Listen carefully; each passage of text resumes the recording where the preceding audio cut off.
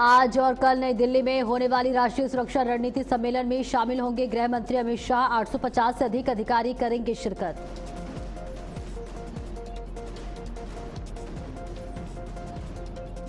आज रायबरेली दौरे पर मुख्यमंत्री योगी आदित्यनाथ 50 करोड़ रुपए से अधिक की विकास परियोजनाओं का करेंगे लोकार्पण और शिलान्यास।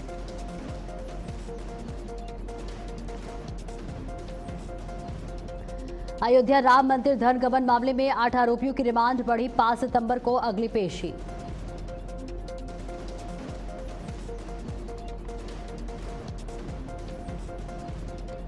जेपीएससी परीक्षा धांधली मामले में आज होगी सुप्रीम कोर्ट में सुनवाई। परीक्षा रद्द करने की मांग पर होगी बहस।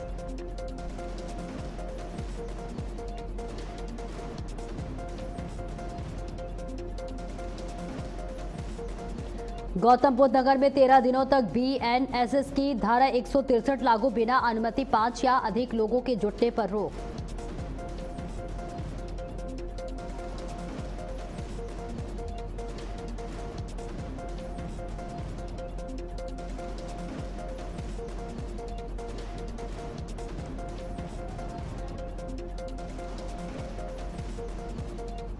नमस्कार, भारत अपडेट देख रहे हैं आप। मैं हूं आपके साथ सपना दीपक मदेशा।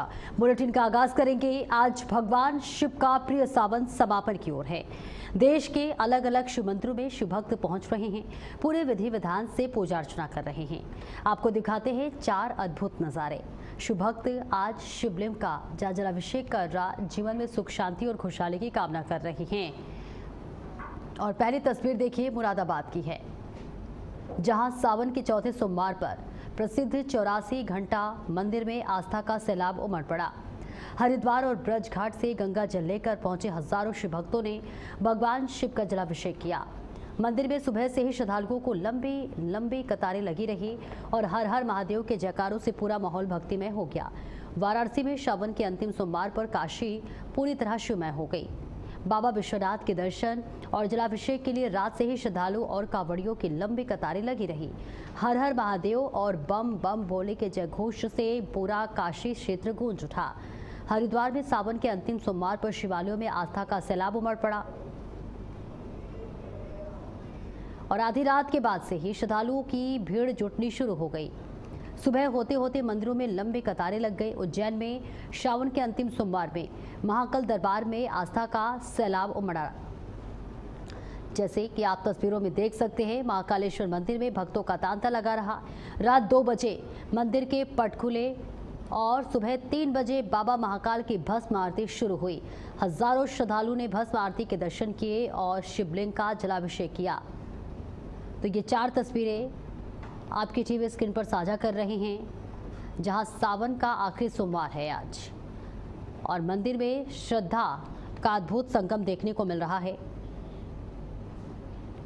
और ये तस्वीर आप तक साझा कर रहे हैं, जहां आखिरी सोमवार पर देश भर के मंदिरों में इस वक्त श्रद्धालुओं का जन सैलाब उमड़ता हुआ नजर आ रहा है।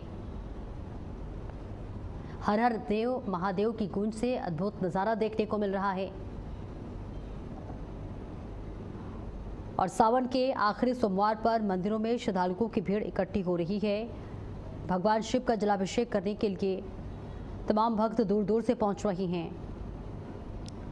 जिसकी तस्वीर आप तक साझा कर रहे हैं। तो देखिए, सावन के चौथे और अंतिम सोमवार पर शहर और आसपास के शिवालय हर हर महादेव के जयकारों से गूंज रहे हैं। श्रद्धालु आस्था और भक्ति के साथ भगवान भोलेनाथ का जलाभिषेक कर रहे हैं। वहीं आपको बता दें, कल शाम से ही शहर का माहौल, देश भर में माहौल शिवमय नजर आ रहा है। सावन के अंतिम सोमवार को आपको बताते चले, प्रमुख शिव मंदिरों में भोर से ही श्रद्धालुओं की भीड़ लगनी शुरू हो चुकी है। श्रद्धालु भगवान शिव को बेलपत्र, धतूरा, फूल, फल, दूध और गंगा जल अर्पित कर रहे हैं। मंदिरों में दर्शन पूजन के लिए कतार लगाने की जो व्यवस्था है, इसके साथ ही ये तस्वीर आप तक साझा कर रहे हैं, जहां प्रशासन ने खास तैयारियां कर ली हैं और मंदिरों में इस वक्त श्रद्धालुओं की भीड़ लगातार जुड़ती हुई नजर आ रही है। और देखिए, सावन का महीना हिंदू धर्म में बहुत खास माना जाता है और ये भगवान शिव को समर्पित होता है। इस पवित्र महीने में भक्त व्रत रखते हैं, शिव मंदिरों में जाते हैं, शिवलिंग का जलाभिषेक करते हैं और महादेव के मंत्रों का जाप करते हैं। और सावन के खत्म होने के साथ ही आखिरी सोमवार भी आता है और ये दिन भक्तों के लिए सावन के दौरान अपनी भक्ति और प्रार्थना को और गहरा करने का आखिरी मौका होता है। अलग अलग जगहों परिवारों में पूजा के तरीके अलग हो सकते हैं, लेकिन भगवान शिव ही कुछ आसान पूजा विधियों से इस दिन को खास बनाया जाता है। देखिए, आज के दिन लोग शिवलिंग पर जलाभिषेक करते हैं, इसके साथ ही बेलपत्र चढ़ाते हैं, धतूरा चढ़ाते हैं, ओम नमः शिवाय का जाप करते हैं। और देखिए, बार बार मंत्र का जाप मन को शांत और एकाग्रित करने में मदद करता है। सावन के आखिरी सोमवार पर कुछ मिनट शांत बैठकर शिव का नाम का जाप करना इस पवित्र महीने को खत्म करने का एक सरल तरीका है। ऐसे में सुबह से ही मंदिरों में भीड़ लगनी शुरू हो गई है। श्रद्धालु दूर दूर से जलाभिषेक के लिए पहुंच रहे हैं। तो तस्वीर आप तक दिखा रहे हैं अलग अलग। और इस दिन का बताते चले कि श्रद्धा बहुत सबसे ज़्यादा ज़रूरी होती है। धार्मिक मान्यता के अनुसार भगवान शिव को प्रसन्न करने के लिए महंगे चढ़ावे से ज़्यादा सच्ची श्रद्धा, अच्छे कर्म और संयम को महत्व दिया जाता है। इसलिए अंतिम सावन सोमवार पर पूजा के साथ किसी ज़रूरतमंद की मदद किया जाता है। और बड़ी खबर, मुख्यमंत्री योगी आदित्यनाथ का आज रायबरेली दौरा है। रायबरेली को आज 879 करोड़ रुपए की सौगात मिलेगी। योजनाओं की सौगात यहां मुख्यमंत्री योगी आदित्यनाथ देंगे। 346 परियोजनाओं का लोकार्पण और शिलान्यास करेंगे और साथ ही 60 आवास विहीन परिवारों को आवासीय पट्टे देंगे। मुख्यमंत्री योगी आदित्यनाथ सपेरा समुदाय समेत अन्य परिवारों को आवासीय पट्टा। राणा बेनी माधव बख्शा सिंह को 222वीं जयंती पर कार्यक्रम देखिए आयोजन किया गया है। भाव समर्पण समारोह में शामिल होंगे मुख्यमंत्री योगी आदित्यनाथ। वही स्वतंत्रता संग्राम सेनानियों के परिवार को सम्मानित करेंगे। ये बड़ी खबर आपको बता रहे हैं, जहां शहीदों के परिवारों को भी मुख्यमंत्री योगी आदित्यनाथ सम्मानित करेंगे। तो मुख्यमंत्री का रायबरेली का ये दौरा बेहद महत्वपूर्ण बताया जा रहा है, जहां मुख्यमंत्री आज रायबरेली आएंगे। और देखिए, करोड़ों की सौगात मुख्यमंत्री योगी आदित्यनाथ रायबरेली वासियों को देंगे, जिसकी तस्वीर आपके टीवी स्क्रीन पर साझा कर रहे हैं। सपेरा समुदाय समेत अन्य परिवारों को आवासीय पट्टा देंगे। तो बड़ी खबर आपको बता रहे हैं, जहां मुख्यमंत्री का रायबरेली दौरा बेहद महत्वपूर्ण होने वाला है। सभी तैयारियां कर ली गई हैं। तो आज मुख्यमंत्री योगी आदित्यनाथ रायबरेली आ रहे हैं। एक दिवसीय दौरे में वे जिले को अरबों रुपए की विकास परियोजनाओं को बड़ी सौगात देंगे। साथ ही आगामी विधानसभा चुनाव से पहले जनसभा के माध्यम से सियासी संदेश भी देंगे। मुख्यमंत्री के दौरे को लेकर कल यानी रविवार देर शाम से ही तैयारियां जो है शुरू हो गई थी और पूरी कर ली गई हैं। पुलिस प्रशासन ने अधिकारियों ने कार्यक्रम स्थल का निरीक्षण किया। सुरक्षा के मद्देनजर मुख्यमंत्री के आवागमन वाले मार्गों पर बैरिकेडिंग कराई गई है। ये बड़ी खबर आप तक साझा कर रहे हैं, जहां मुख्यमंत्री सुबह करीब 10 बजे हेलीकॉप्टर से पुलिस लाइन पहुंच चुके हैं और इसके बाद अमोल विहार पहुंचकर स्वतंत्रता संग्राम सेनानी राम बेनी माधव बख्श सिंह के नाम पर करीब 50 करोड़ रुपए की लागत से निर्मित ऑडिटोरियम का लोकार्पण करेंगे। फिरोज गांधी कॉलेज में आयोजित जनसभा को संबोधित करने के साथ ही विभिन्न विकास परियोजनाओं का लोकार्पण और शिलान्यास करेंगे। और इनमें करीब 300 करोड़ रुपए की लागत वाली सड़क परियोजनाएं शामिल हैं। और इसके अलावा अन्य विभागों की परियोजनाओं की भी सौगात जिले को मिलने की उम्मीद जताई जा रही है। और इसके साथ ही फिरोज गांधी कॉलेज में मुख्यमंत्री के करीब 2 घंटे रहने की बात कही जा रही है। हालांकि रविवार देर शाम तक जिला प्रशासन की ओर से मुख्यमंत्री का विस्तृत लिखित कार्यक्रम जारी नहीं किया गया था और डीएम सन्नीत कौर ब्रोका और एसपी रवि कुमार ने रविवार को कार्यक्रम स्थल पहुंचकर तैयारियों का जायजा लिया। पूरी तैयारी कर ली गई है, बस इंतजार है मुख्यमंत्री योगी आदित्यनाथ के आगमन का। और अगले साल होने वाले विधानसभा चुनाव से पहले मुख्यमंत्री का रायबरेली दौरा राजनीतिक दृष्टि से भी बेहद महत्वपूर्ण माना जा रहा है। जनसभा में बड़ी संख्या में लोगों को जुटने की तैयारी की गई है और ऐसे में विकास परियोजनाओं की सौगात के साथ मुख्यमंत्री सरकार की उपलब्धियां गिनाने और जनता के बीच आगामी योजनाओं का संदेश दे सकते हैं। तो इस बीच मुख्यमंत्री की सुरक्षा के लिए रायबरेली के अलावा अन्य जिलों से भी पुलिस बल बुलाया गया है। सुरक्षा के खास इंतजाम किए गए हैं और मुख्यमंत्री के कार्यक्रम को देखते हुए शहर के अंदर भारी वाहनों के प्रवेश पर रोक रहेगी। यातायात प्रभारी अरिमर्दन सिंह के अनुसार कैनाल रोड, जेल रोड और नेहरू नगर रेलवे क्रॉसिंग तक वाहनों के संचालन पर प्रतिबंध रहेगा। मुख्यमंत्री का काफिला इन्हीं मार्गों से गुजरेगा। शहर के बाहर से आने वाले भारी वाहनों को वैकल्पिक मार्गों से गंतव्य की ओर भेजा जाएगा। तो तस्वीर आप तक साझा कर रहे हैं, जहां आज मुख्यमंत्री योगी आदित्यनाथ रायबरेली आने वाले हैं।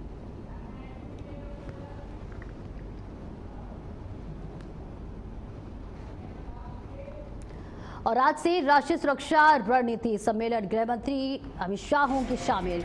ये बड़ी जानकारी आप तक साझा कर रहे हैं। बड़ी खबर, जहां आज से राष्ट्रीय सुरक्षा रणनीति सम्मेलन है, गृह मंत्री अमित शाह शामिल होंगे। 7 से आज से नई दिल्ली में 2 दिवसीय सुरक्षा सम्मेलन, जहां राष्ट्रीय सुरक्षा पर 850 से ज्यादा अधिकारियों का महामंथन।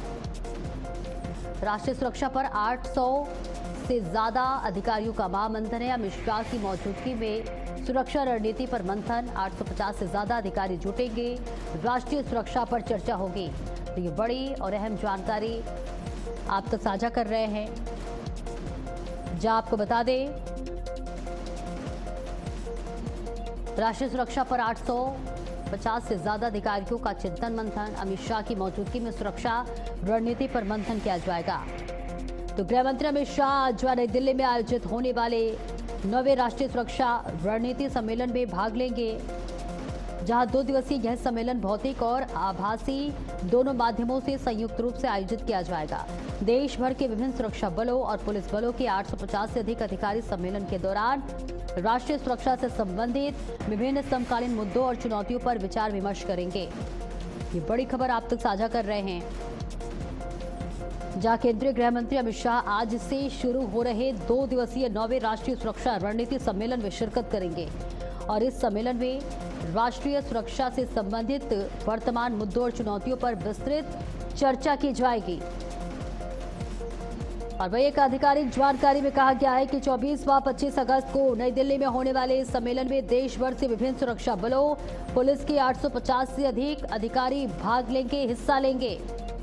और ये सम्मेलन हाइब्रिड मोड में आयोजित किया जाएगा। इसमें प्रतिनिधि फिजिकल और वर्चुअल दोनों मोड में शामिल होंगे।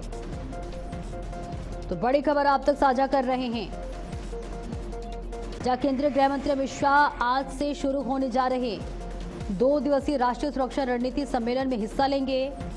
और इस सम्मेलन में राष्ट्रीय सुरक्षा से जुड़े समसामयिक मुद्दों और चुनौतियों पर चर्चा होगी। अधिकारियों ने इस बात की जानकारी दी है।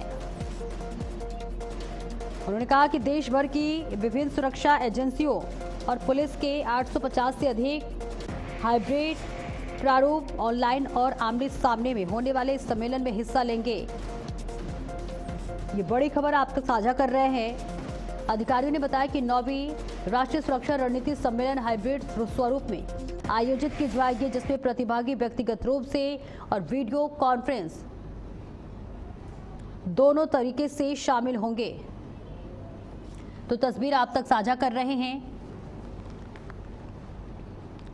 जहां उन्होंने बताया कि सम्मेलन के दौरान अधिकारी राष्ट्रीय सुरक्षा से जुड़े विभिन्न समसामयिक मुद्दों और चुनौतियों पर विचार विमर्श करेंगे, रणनीति साझा करेंगे। 850 से ज्यादा अधिकारी इस सम्मेलन में भाग लेंगे।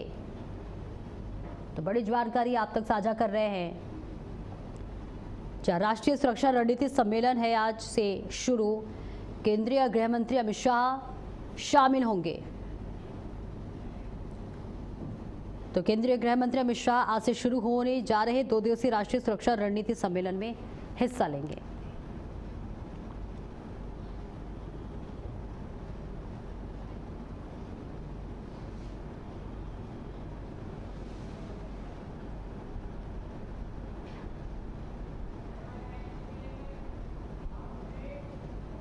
और रक्षाबंधन पर मुख्यमंत्री योगी ने लिखी पाती बहन बेटियों की सुरक्षा को लेकर सीएम योगी का बड़ा संदेश, जहां रक्षाबंधन पर महिलाओं के लिए 3 दिन फ्री बस सेवा।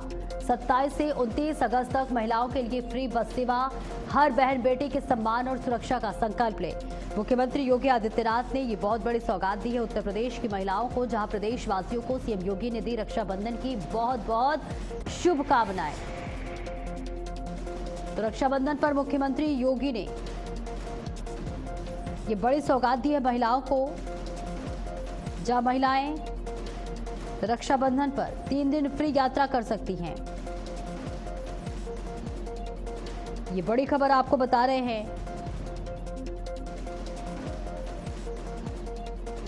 जहां उत्तर प्रदेश में आज मुख्यमंत्री योगी आदित्यनाथ ने बड़ी सौगात दी है, जहां उत्तर प्रदेश में प्रदेश की योगी सरकार बुजुर्ग महिलाओं को बड़ा तोहफा देने की तैयारी में है। लेकिन हालांकि ये देखिए तस्वीर भी आप तक साझा कर रहे हैं, जहां 3 दिन महिलाओं को रक्षाबंधन पर मुख्यमंत्री का ये बड़ा तोहफा, जहां मुख्यमंत्री योगी आदित्यनाथ ने महिलाओं को फ्री बस सेवा सुविधा देने की ये बड़ी सौगात की है। तस्वीर आप तक साझा कर रहे हैं, जहां रक्षाबंधन के मौके पर मुख्यमंत्री की ये बड़ी सौगात।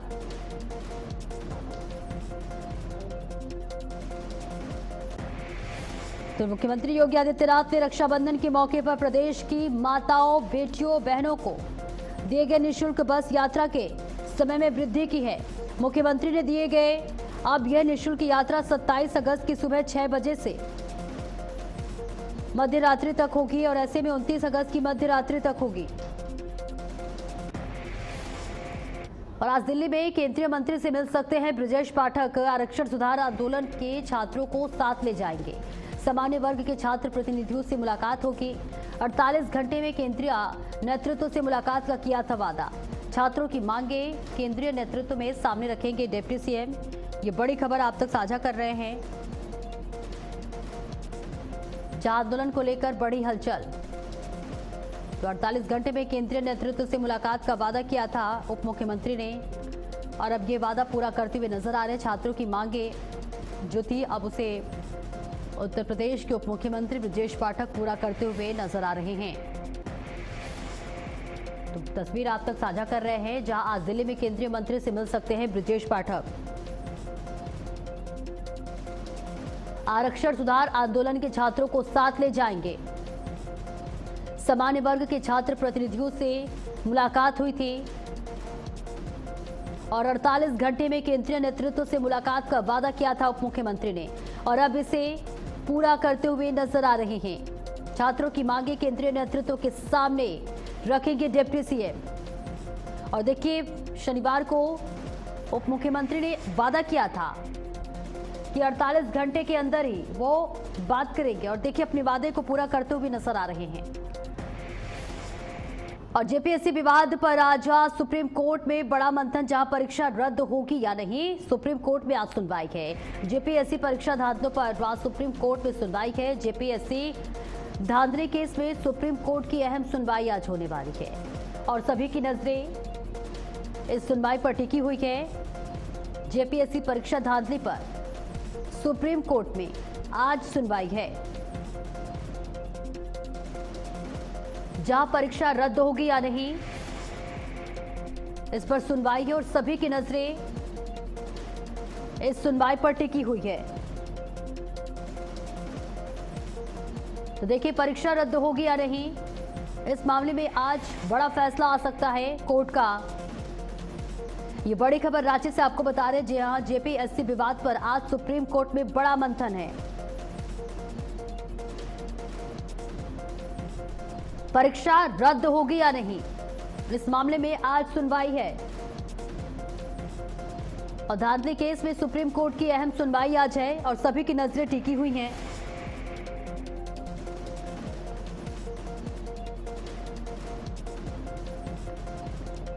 तो परीक्षा रद्द होगी या नहीं, देखिए सुप्रीम कोर्ट में आज अहम सुनवाई होने वाली है, और सभी की नजरें इस सुनवाई पर टिकी हुई है। ये बड़ी खबर आप तक साझा कर रहे हैं,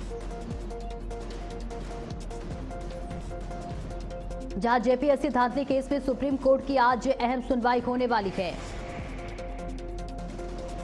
जेपीएससी विवाद पर आज सुप्रीम कोर्ट बड़ा फैसला ले सकता है। तो सुप्रीम कोर्ट में आज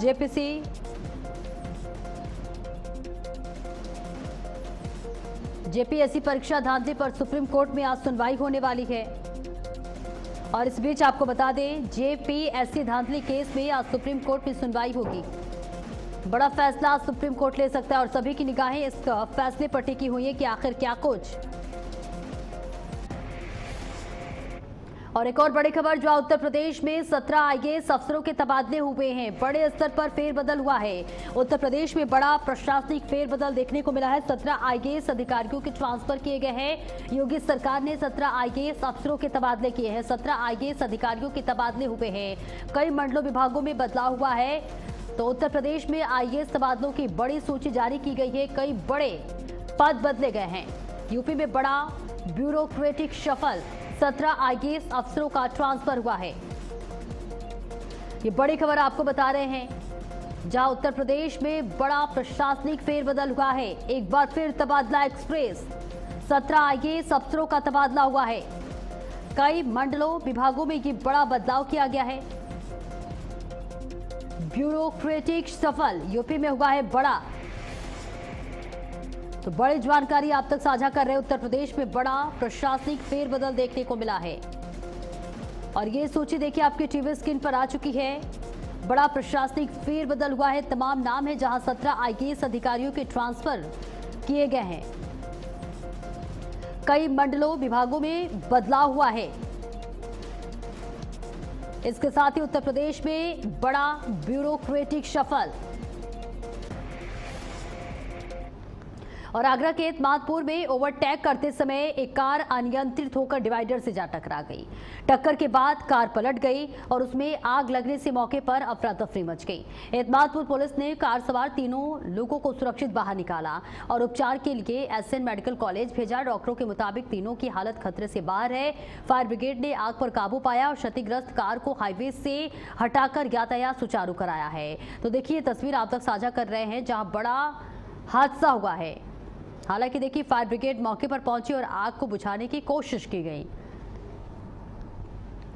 तो एतमादपुर पुलिस ने कार सवार तीनों लोगों को सुरक्षित बाहर निकाल लिया है। उपचार के लिए एसएन मेडिकल कॉलेज भेजा गया है। डॉक्टरों के मुताबिक तीनों की हालत खतरे से बाहर है। फायर ब्रिगेड ने आग पर काबू पाया है और क्षतिग्रस्त कार को हाईवे से हटाकर यातायात सुचारू कराया गया है। तो कार पलटते ही यह आग लग गई, जिसके बाद अफरा तफरी मच गई। पुलिस ने कार सवार तीनों को सुरक्षित बाहर निकाल लिया है।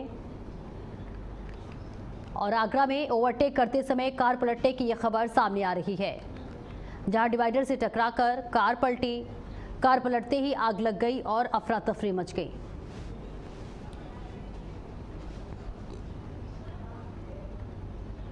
और चलिए आगे बढ़ेंगे। फर्रुखाबाद में सावन के आखिरी सोमवार पर राव पांचवाल घाट पर आस्था का सैलाब उमड़ पड़ा। बड़ी संख्या में श्रद्धालु और कांवड़िए गंगा स्नान कर गंगा जल भरते नजर आए और फिर शिवालयों की ओर रवाना हुए। डीजे पर गूंजते भजनों और बम बम भोले के जयकारों से पूरा माहौल भक्तिमय हो गया। कांवड़ यात्रा में महिलाओं और युवतियों की भी बड़ी संख्या में भागीदारी रही। श्रद्धालुओं की सुरक्षा और व्यवस्था को लेकर प्रशासन मुस्तैद रहा। डीएम डॉक्टर अंकुर लाठर और एसपी आरती सिंह ने रात में पांचाल घाट और पुल का निरीक्षण किया। पुलिस ने घाटों और कांवड़ मार्गों पर सुरक्षा, ट्रैफिक रूट डायवर्जन और गंगा में पेट्रोलिंग के लिए पुख्ता इंतजाम किए हैं। तो सावन के आखिरी सोमवार पर देखिए आस्था का सैलाब यहां उमड़ता हुआ नजर आ रहा है और इस बीच दूर दूर से श्रद्धालु यहां पहुंच रहे हैं। बम बम भोले के जयकारों से पूरा पांचाल घाट गूंज रहा है। कांवड़ यात्रा को लेकर प्रशासन पूरी तरह से मुस्तैद है और इस बीच डीजे पर गूंजते भजनों और बम बम भोले के जयकारों से पूरा माहौल भक्तिमय हो गया है। कांवड़ यात्रा में महिलाओं और युवतियों की बड़ी संख्या में भागीदारी रही।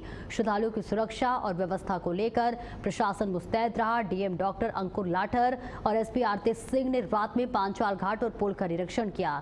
पुलिस ने घाटों और कांवड़ मार्ग पर सुरक्षा, ट्रैफिक रूट डायवर्जन और गंगा में पेट्रोलिंग के लिए पुख्ता इंतजाम किए हैं।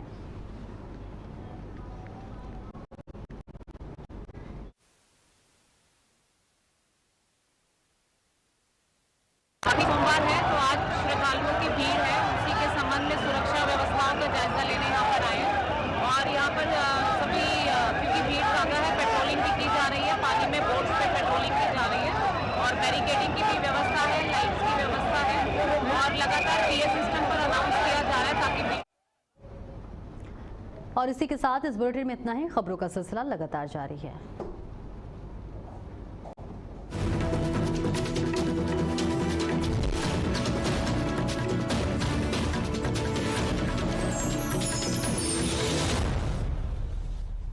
खबरों की दुनिया में